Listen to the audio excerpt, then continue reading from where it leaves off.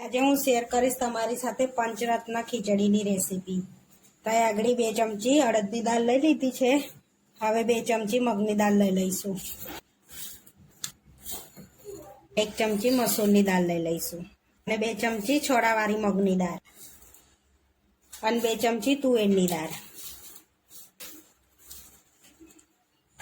આગળ 1/3 કપ છે મિક્સ દાળ લઈ લીધી છે। બધી મિક્સ કરી લઈશું।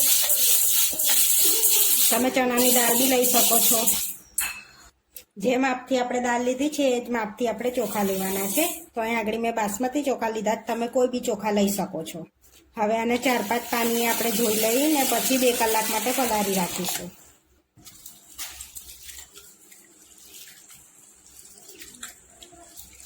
ચારથી 5 પાણીએ ધોઈ નાખી છે। હવે 2 કલાક માટે આપણે પલળવા દઈશું। તો એમાં 2 કપ પાણી એડ કરીને આપણે પલળવા દઈશું। 2 કલાક થઈ ગયા છે, આપણો દાણો એકદમ પલળી ગયો છે।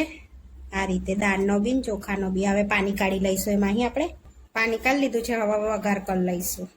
અહીંયા કુકર લઈ લીધું છે। હવે 2 પરી તેલ એડ કરીશું આપણે।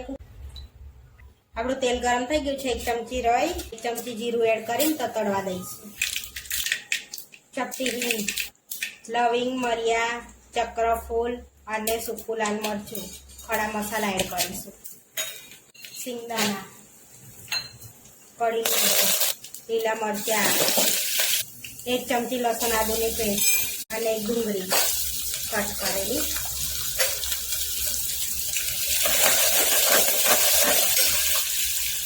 હવે એમાં ગાજર ને કેપ્સિકમ એડ કરીશું અને બધું મિક્સ કરી લઈશું।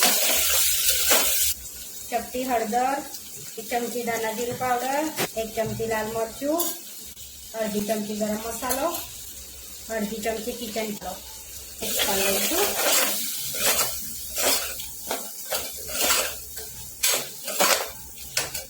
અને દાળ ચોખા એડ કરી દઈશું। હવે આપણે એમાં પાણી એડ કરીશું। મોટા કપ પાણી એડ કરીએ છીએ આપણે। 3 મોટા કપ પાણી એડ કરીશું। હવે એમાં સ્વાદ પ્રમાણે મીઠું એડ કરીશું। તો અહીંયા 2 ચમચી મીઠું એડ કર્યું છે। મિક્સ કરી લઈશું। હવે એક ઉભરો આવે એટલે આપણે કુકર બંધ કરીને 4 વિસલ વગાડી લઈશું।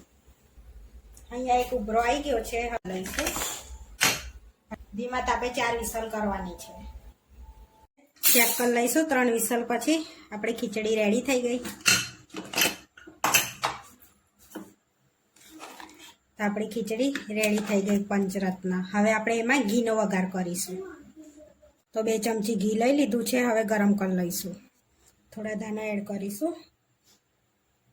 અહીંયા ઘી ગરમ થઈ ગયું છે। એમાં કાશ્મીરી લાલ મરચું એડ કરીશું, અડધી ચમચી, અને ધાણા એડ કરીશું અને વઘાર ઘીમાં એડ કરી દઈશું। હવે મિક્સ કરી લઈશું અને આપણે સર્વ કરી લઈશું। હવે સર્વ કરી લઈશું।